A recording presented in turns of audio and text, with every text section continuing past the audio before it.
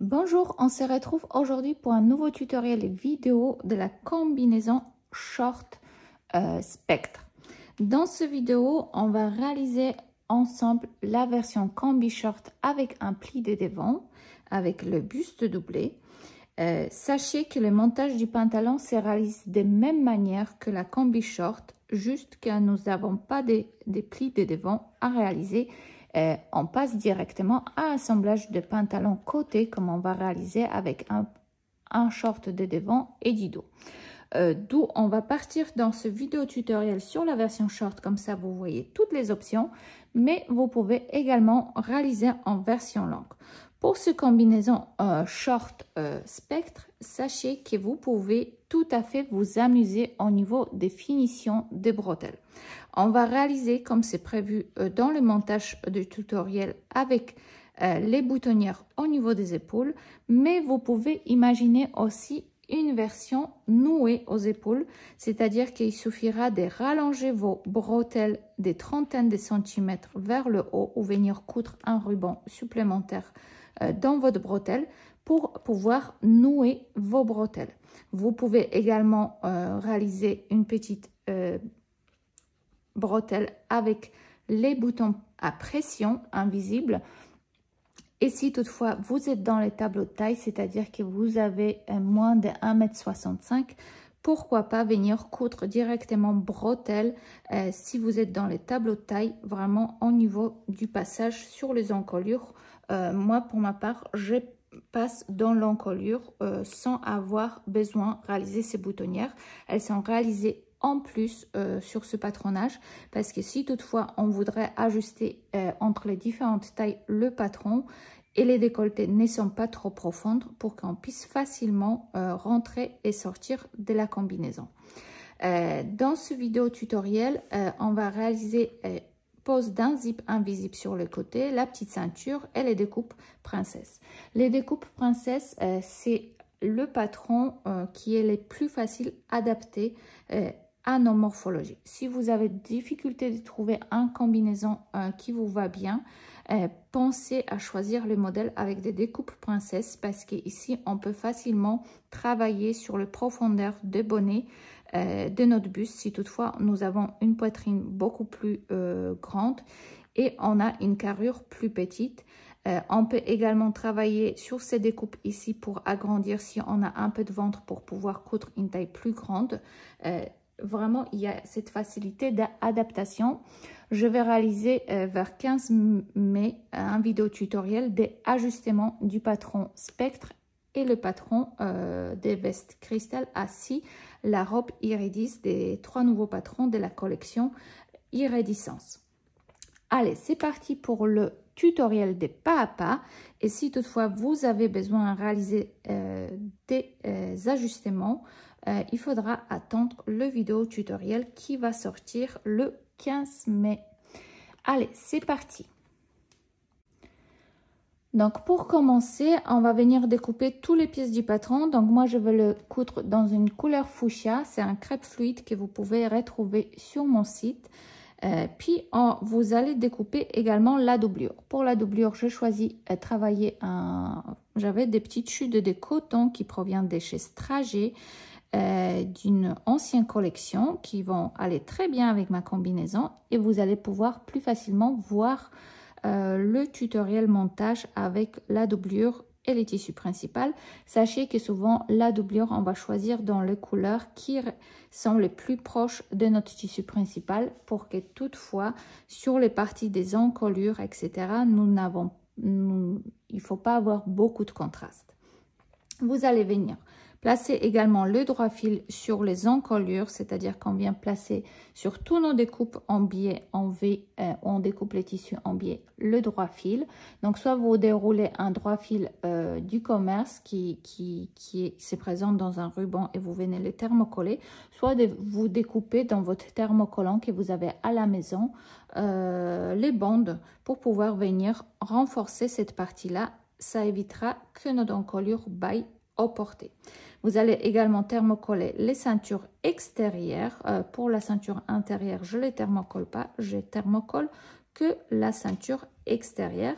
Et on va venir également décatir le zip, c'est très important, toutes les fournitures qu'on vient placer sur notre vêtement quand on les coud, il faut toujours décatir. Donc pour cela, on va venir tout simplement repasser avec la vapeur à haute pression, vraiment à chaud pour qu'il puisse se rétrécir s'il a besoin de se rétrécir.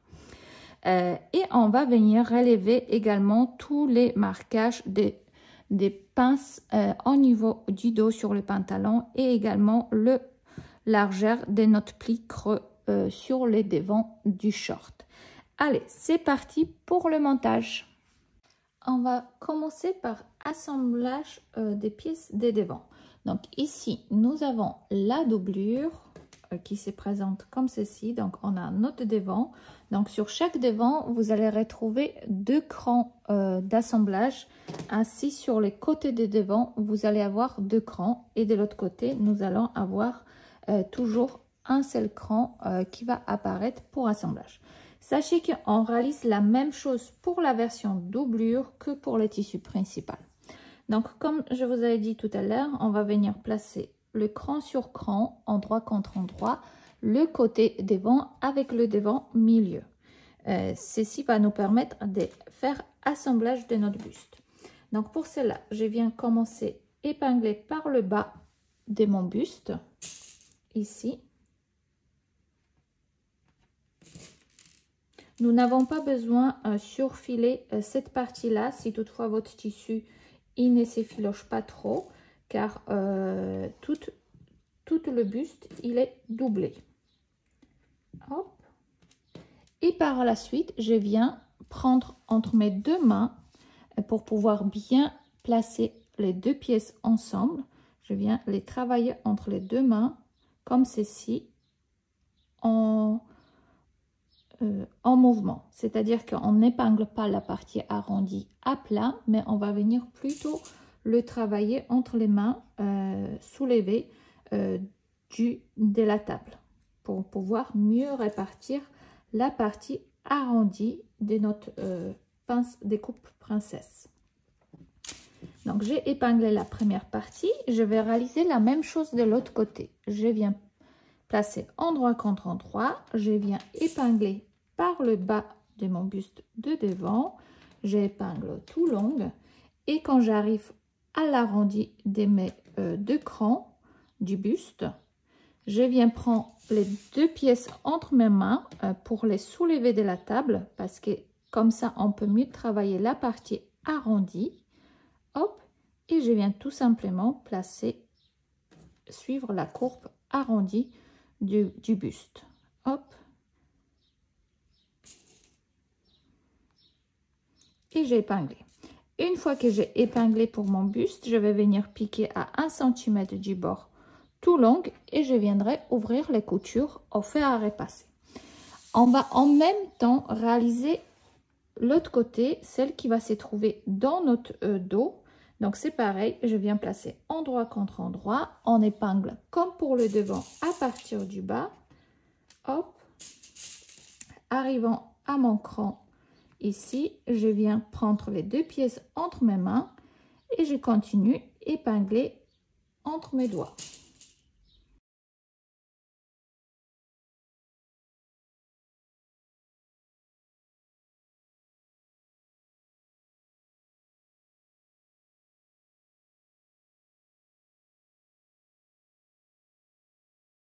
Et voici ce que ça donne une fois que nous avons cousu nos devants dans le tissu principal et dans la doublure. Maintenant, ce qu'on va venir faire, c'est qu'on va venir tout simplement épingler la doublure avec l'endroit principal pour pouvoir venir coudre les parties de emmanchure et les décolletés. Donc pour cela, il faudra retrouver votre endroit de devant avec le devant et le dos avec le dos. Donc ici, j'en ai le dos qui envoie assez facilement parce que la découpe de princesse, elle est beaucoup plus droite. Et on a la partie de la découpe de princesse qui va être plus bombée, qui va venir avoir la place pour loger notre poitrine, qui va être sur la partie des devants. Et vous pouvez également aussi facilement retrouver là par rapport de la longueur des bretelles. La longueur des bretelles du dos va être plus longue parce que c'est ici qu'on va venir coudre le bouton. C'est la partie qui va venir se placer en dessous de la bretelle ici. Et maintenant, on va venir tout simplement placer endroit contre endroit et on va venir épingler notre encolure ici, ainsi la ligne d'épaule et les emmanchelures de la doublure avec tissu principal.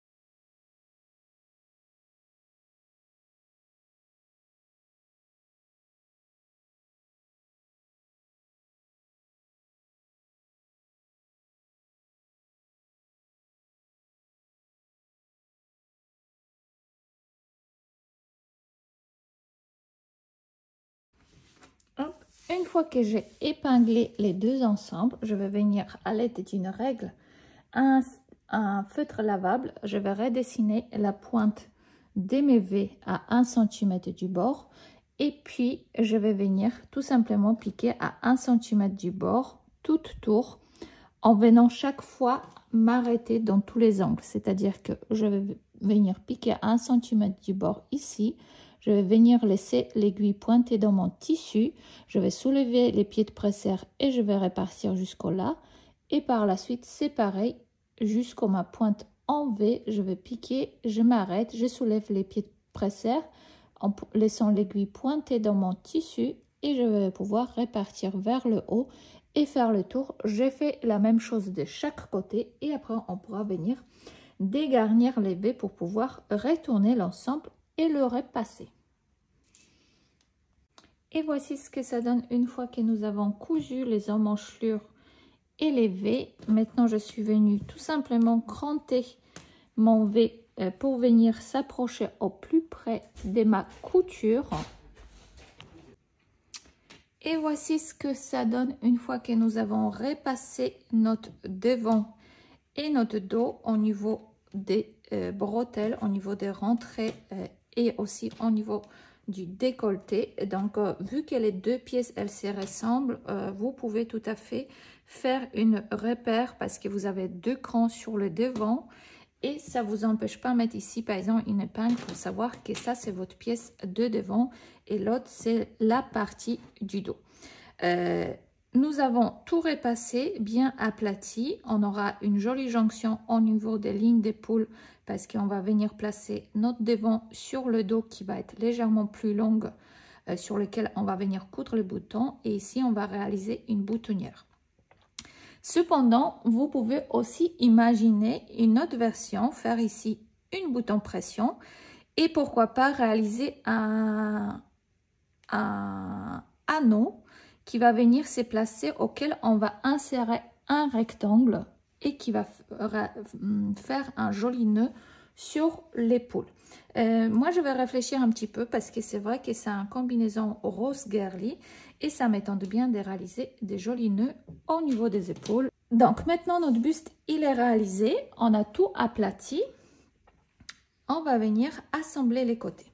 Donc, pour la côté droite où il n'y aura pas de zip, on vient tout simplement placer la doublure endroit contre endroit et les tissus principaux endroit contre endroit et on va venir les coudre tout long ensemble, c'est-à-dire que je vais venir piquer cette partie là, je la ouvre, vous voyez comme ça, je la place et je viens piquer à 1 cm du bord tout long de l'ensemble. Pensez bien épingler la partie des emmanchelures ici des coutures.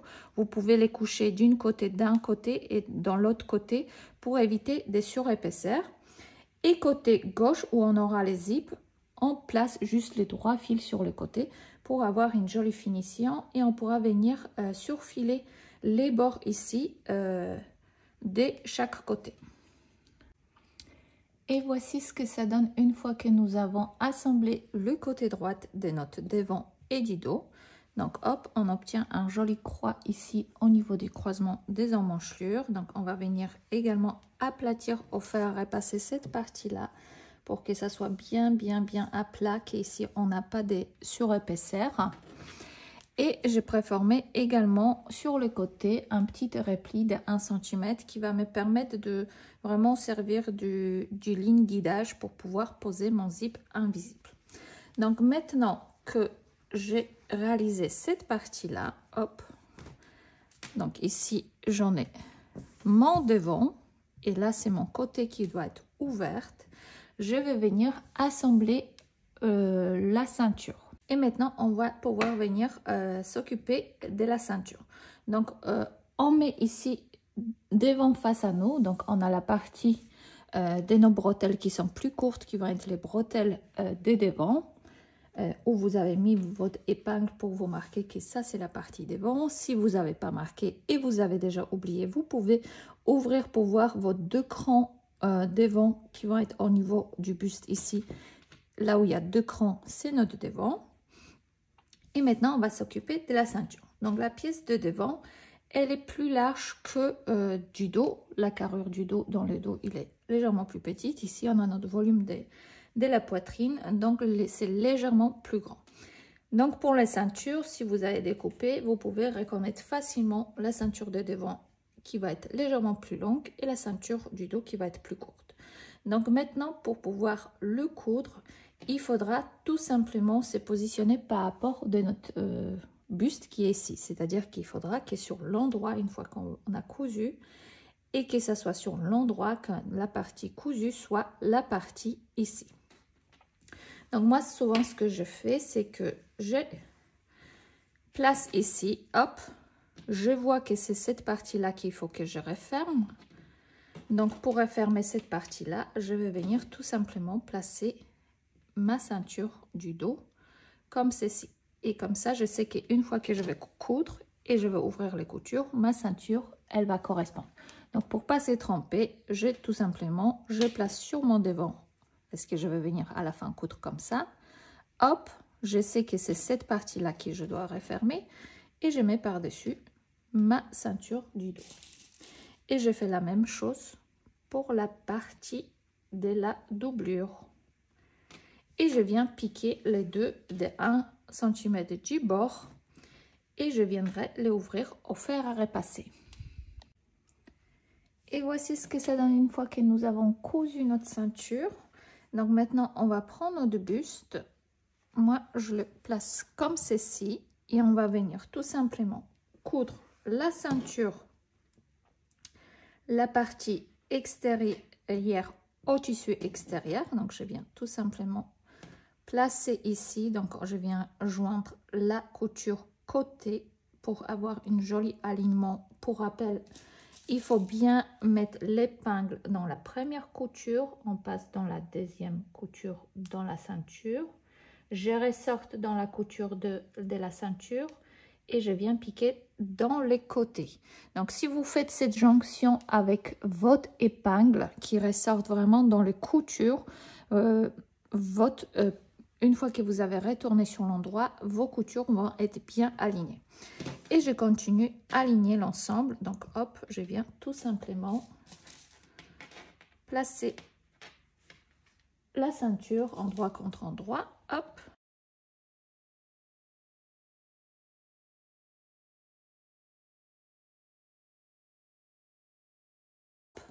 Maintenant, quand j'ai épinglé avant de venir piquer les bas à 1 cm du bord, je vais tourner pour épingler également la doublure. Ça nous gagne un peu dans le temps. Donc, on regarde bien. Ça, c'est notre partie de devant. Donc, la ceinture de devant, c'est celui-ci qui est plus longue. Donc, hop, je la place comme ça. Les plus longues aux plus longues et plus courtes aux plus courtes. Et j'épingle également ici. Donc, j'aligne également, je néglige pas les coutures côté de ma doublure.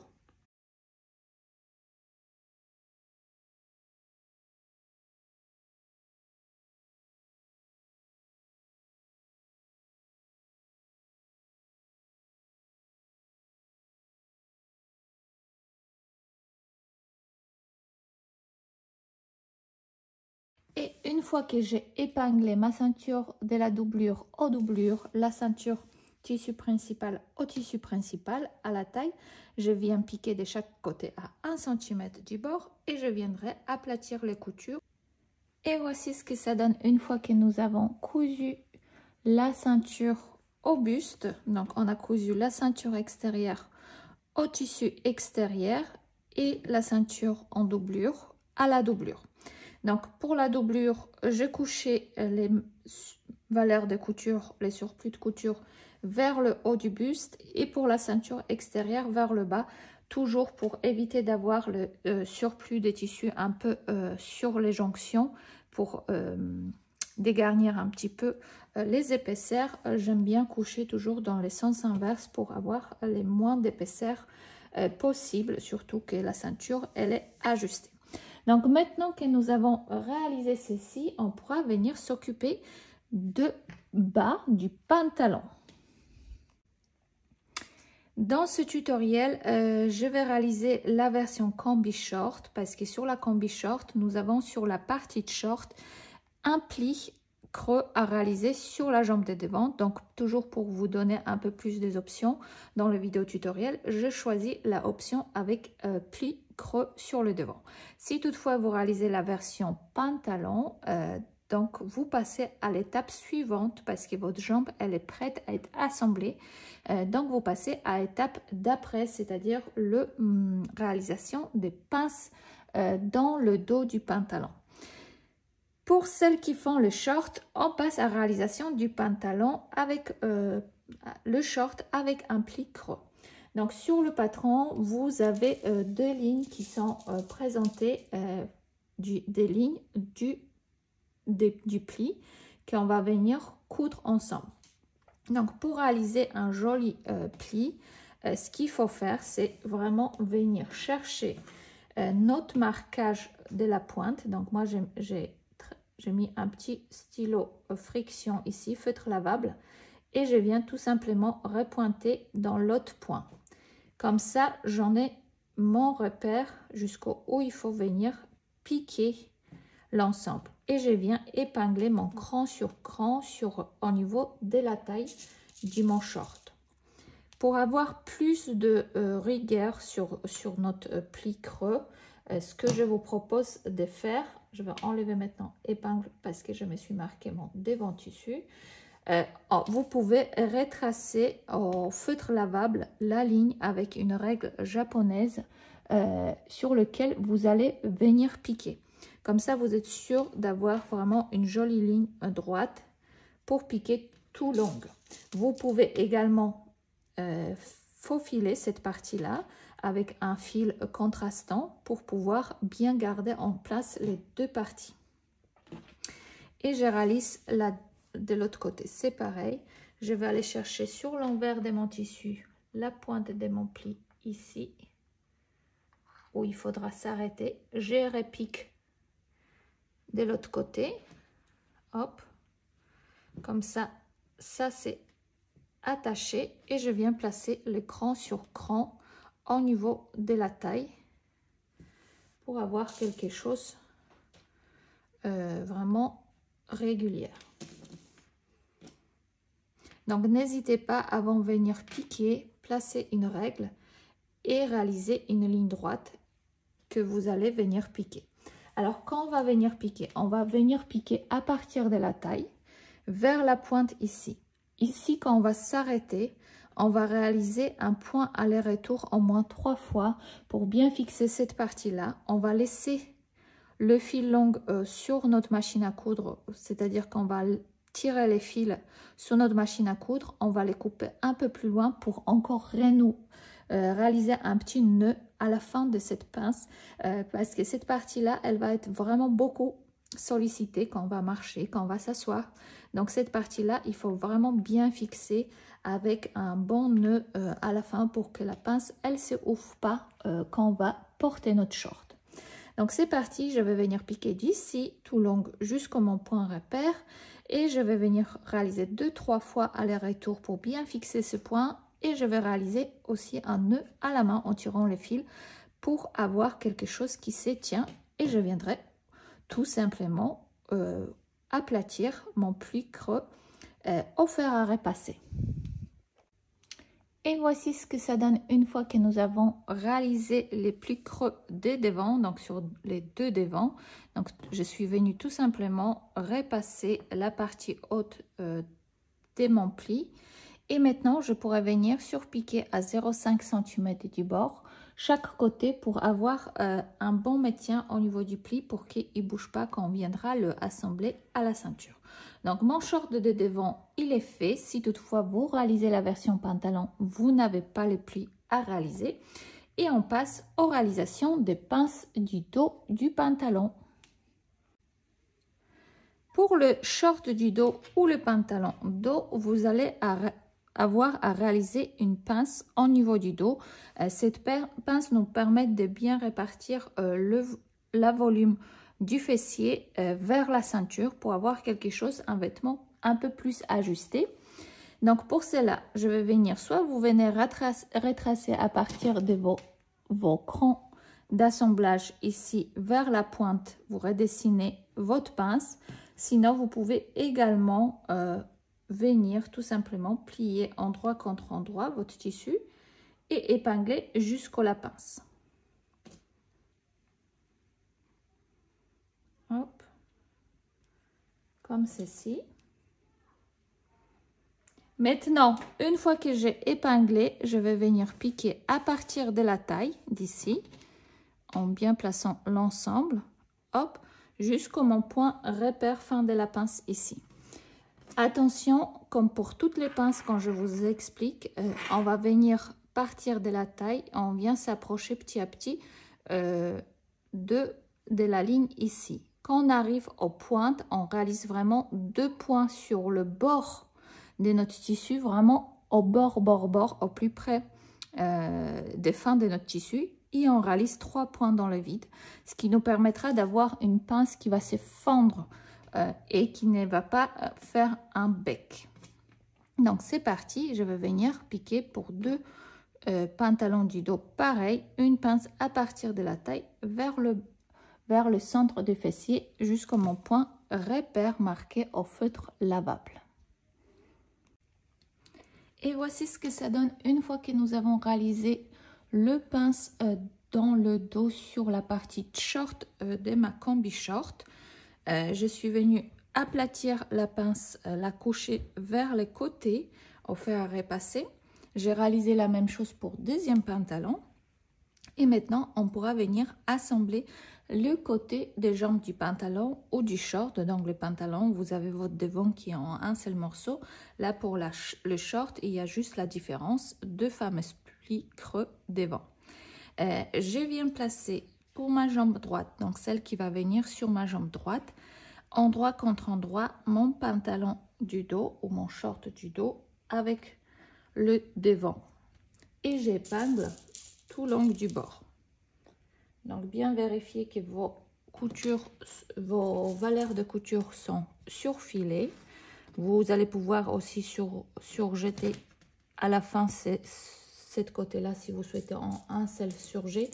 Mais moi, je préfère ouvrir bien à plat les coutures. Donc, je surfile chaque morceau séparément. Et ça me permet de bien aplatir les coutures une fois qu'elles vont être réalisées.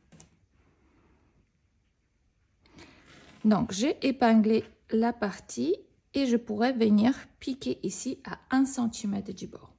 Pour la jambe gauche, celle qui va venir sur la jambe gauche, ici, on va pas fermer les côtés parce qu'ici, on va venir réaliser pose du zip invisible, pose de fermeture glissière invisible. Donc ici, on laisse la jambe ouverte, mais on va venir épingler les entrejambes ici. Hop, en même temps.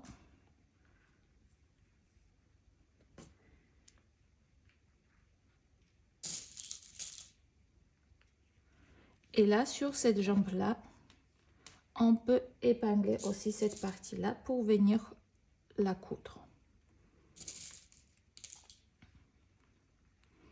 Donc, je viens piquer ici également à 1 cm du bord et je viens ouvrir les coutures au fer à passer.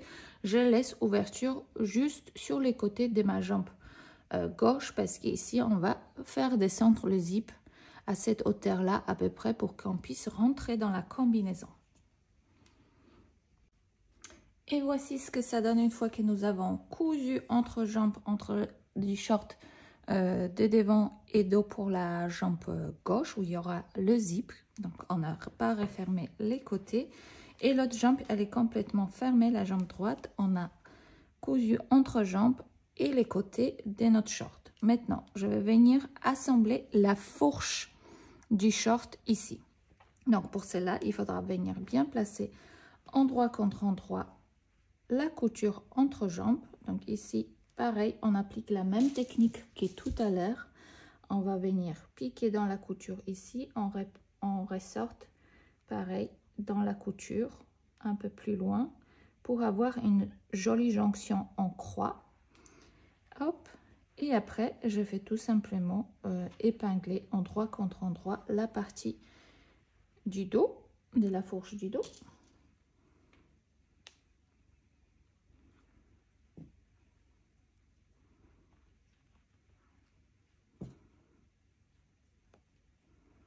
Et la partie de fourche de devant. Hop.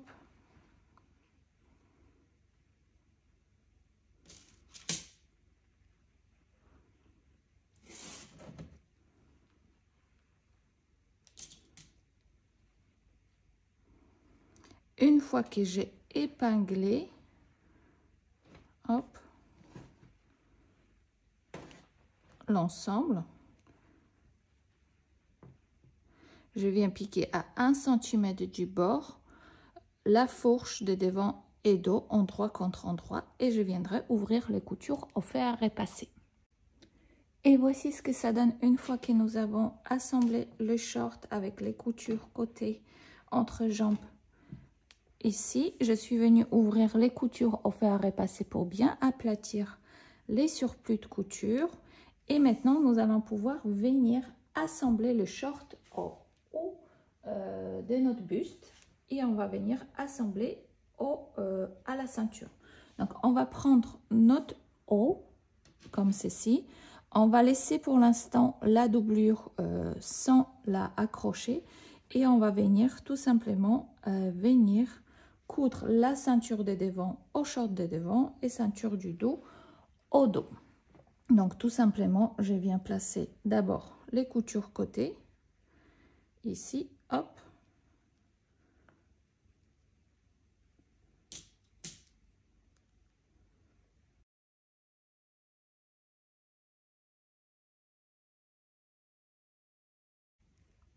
Voilà. Et je viens épingler devant au devant et dos au dos.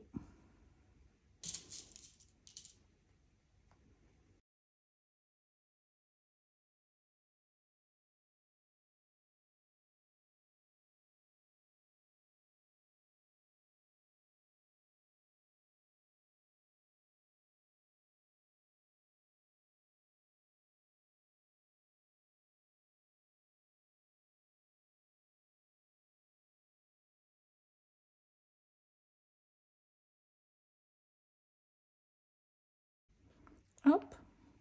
Une fois que j'ai épinglé les ceintures, la taille du short à mon ceinture extérieure, je viens piquer à 1 cm du bord l'ensemble et je viendrai repasser. Alors, j'ai assemblé les shorts ou les pantalons à la ceinture avec un point droite ici tout long. C'est les moments où il faudra essayer votre vêtement, c'est-à-dire qu'avant on va venir surfiler quoi que ce soit ici à la taille. Il faudra venir enfiler la combinaison et fermer les côtés sur vous parce que ce sera les moments, si toutefois votre aisance n'est pas bonne, vous allez pouvoir éventuellement recoudre une ceinture plus large ou diminuer encore le buste s'il est beaucoup trop long.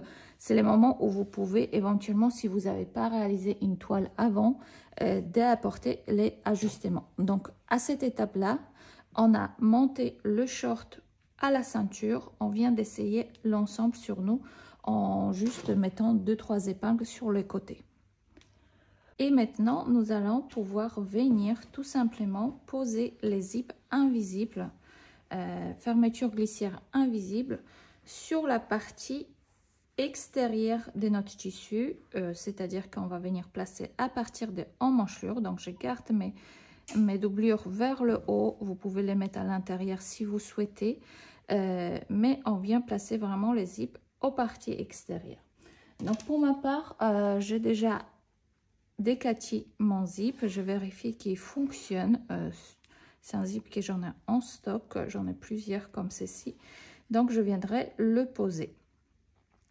On va ouvrir le zip et on va venir tout simplement basculer la partie avec les dents endroit contre endroit avec le bord de notre emmanchelure. Attention, on n'épingle pas le partie qui est en plastique, l'arrêt de notre zip au niveau de emmanchelure. On descend toujours à peu près 1 cm plus bas parce qu'une fois qu'on voudra remonter, on voudra rabattre la doublure et remonter le curseur. Si on monte trop haut, on aura ici trop d'épaisseur et on n'arrivera pas à refermer zip correctement. Donc, on descend toujours à peu près 1 cm, 1 cm 2 plus bas que l'emmanchelure. On pourra toujours, si vous avez descendu un peu trop bas, rajouter un petit agrafe pour refermer sous votre emmanchelure votre combinaison, mais ça permet que ici la zip soit bien posée, que ça se tire pas et que ça rebique pas. Donc je viens épingler, donc je l'ai bien tourné endroit contre endroit et je viens épingler au côté devant.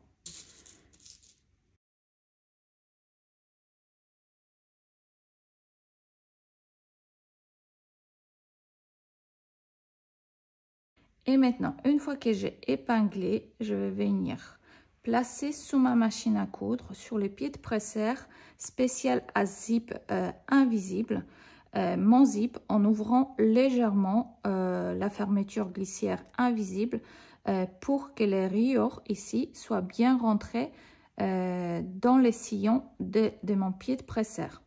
Je vais venir piquer au plus près de mes dents tout long. Et je vais réaliser un point l'arrêt ici pour bien fixer l'ouverture du zip. Donc, je viens piquer à partir du haut vers le bas et je pourrais par la suite placer de l'autre côté mon zip. Et voici ce que ça donne une fois que je suis venue piquer au plus près mon zip. Donc, hop, ça donne ceci. Maintenant, je vais vérifier que mon zip il se ferme bien, que je n'ai pas cousu non plus trop près.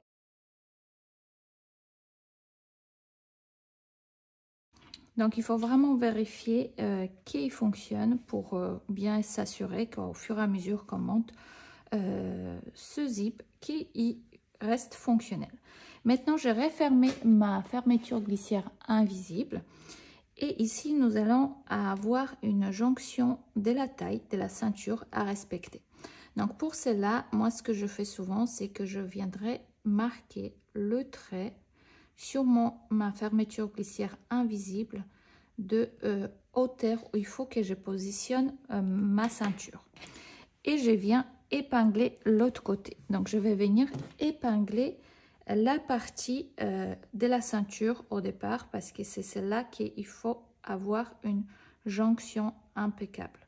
C'est-à-dire que là, je viendrai épingler sur la couture ici. Et je vais faire la même chose ici. Hop. Et j'épingle.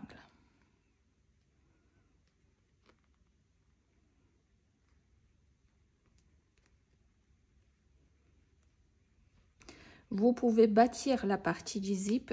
Si vous êtes débutante, je vous conseille même passer un fil avec un point long au niveau du zip, tout long, avant de venir ouvrir le zip et venir le coudre au plus près des dents. Parce que ça va quand même faciliter également la couture quand on n'a pas d'épingle.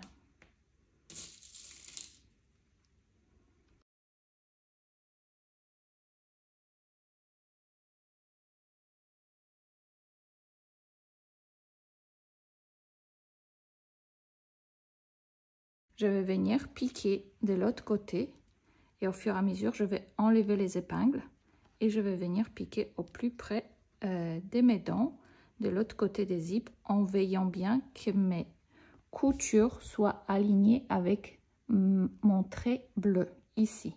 Comme ça, je suis sûre qu'une fois que je vais finir le coudre, ma ceinture va être vraiment face à face. Et voici ce que ça donne une fois que nous avons posé les zips invisibles. Donc, on obtient les jonctions face à face au niveau des coutures de la taille. Pour ma part, je laissais cette petite place au niveau du haut parce que je vais mettre un petit crochet métallique à la fin ici. J'aime bien refermer comme la combinaison. Moi, je couds en taille 34 et je suis en limite des 34-36. Mais 36, il va être trop grand. Au niveau de la poitrine, je préfère avoir un crochet ici qui va me permettre de fermer d'abord un crochet avant de remonter mon zip. Ça évite que le zip il se use ou il se casse plus facilement. Donc voilà ce que ça donne. Hop. Et ici derrière, on va venir à la fin avant de refermer la doublure. Sur la ceinture, on va enlever les épaisseurs des coutures ici, c'est-à-dire que moi j'aime bien ici dégarnir toute cette partie-là des surjets supplémentaires pour avoir les moins épaisseurs possibles au niveau du zip, parce que là, au moment d'utiliser les zips, s'il y a trop d'épaisseurs, au bout d'un moment, les zips, il peut se casser. Donc, comme vous pouvez voir, il va nous rester que à faire refermer le bas de notre jambe. Donc, tout simplement pour les bas de la jambe, je vais venir placer ma combinaison entièrement sur l'envers, ce qui me permettra également de placer bien la doublure. Hop.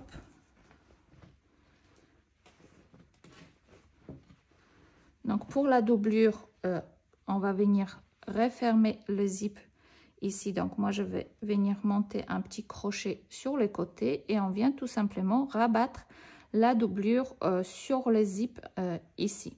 Donc soit vous retournez l'ouvrage comme ceci, hop, et vous venez piquer à votre machine à coudre tout long, soit vous réalisez un point invisible à la main quand vous souhaitez pour refermer cette partie là. Et là, on va venir tout simplement placer notre bas de notre jambe, endroit contre endroit. Hop, je viens épingler.